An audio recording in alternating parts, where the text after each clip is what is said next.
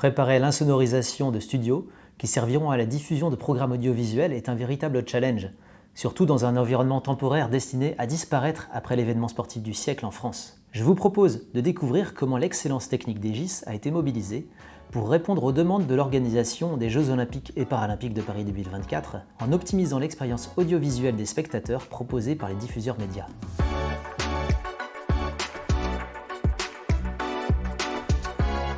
La neutralisation des bruits de fond, comme ceux de la climatisation, des précipitations sur les toits et du trafic extérieur, est un défi technique majeur pour garantir le respect des normes acoustiques et des zones de studio dites RHB. Ces zones sont cruciales pour les médias, car ce sont dans ces studios, spécialement aménagés pour l'occasion, que les diffuseurs des Jeux Olympiques et Paralympiques de Paris 2024 vont produire, enregistrer et diffuser les contenus audio et vidéo que vous verrez sur votre télévision ou sur Internet. Les mesures initiales prises au parc des expositions, ainsi que les données d'émissions sonores des équipements de climatisation, de ventilation, ont montré que l'enveloppe seule des bâtiments, les façades, les ouvertures, la couverture, ne permettaient pas cette isolation acoustique des studios. En effet, un hall d'exposition n'a pas les performances acoustiques attendues d'un centre technique appelé à fournir un son et une image optimale à 4 milliards de personnes.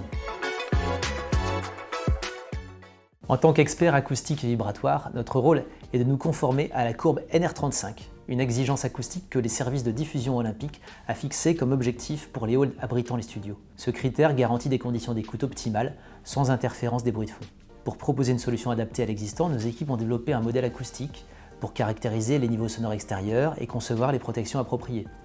Ce modèle prend en compte la géométrie des bâtiments, les sources sonores, la propagation sonore et les paramètres environnementaux. Parmi les solutions innovantes mises en place, nous avons construit de gigantesques pièges à son. Regardez ces images, on en a rarement construit d'aussi grands. Toujours dans le registre des solutions innovantes, nous avons aussi proposé et conçu la pose d'écrans acoustiques de 7 mètres de hauteur, positionnés sur les parkings entre les zones techniques et les halls. Maintenus par des échafaudages lestés, ils sont entièrement démontables, réalisés sans fondation et redoutablement efficaces d'un point de vue acoustique et structurel. Nous avons également préconisé le remplacement des lanterneaux de désenfumage, des canalisations d'eau pluviale, ainsi que l'utilisation de déflecteurs et de bâches acoustiques pour limiter le bruit des précipitations. À l'issue de ce travail, nos dernières mesures de réception ont démontré le respect de la courbe NR35. Nous avons respecté l'exigence du client en matière de bruit de fond en tous les emplacements recevant les studios. À l'intérieur de ceux-ci, on atteint même le silence parfait.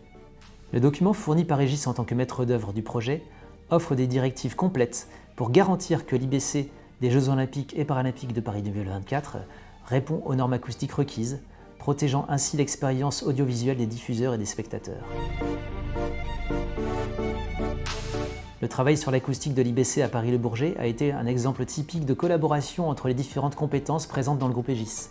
C'est une véritable fierté pour le travail de nos équipes et une reconnaissance de l'excellence technique d'Egis, mise au service des défis du plus grand événement sportif du siècle en France. Les 10 000 journalistes qui vont venir travailler à l'IBC durant la période des Jeux Olympiques et Paralympiques de Paris 2024 vont bénéficier de conditions acoustiques d'un niveau comparable à leur studio habituel. C'est une réussite issue d'un effort coordonné de l'ensemble des équipes d'ingénieurs d'Egis impliquées sur le projet.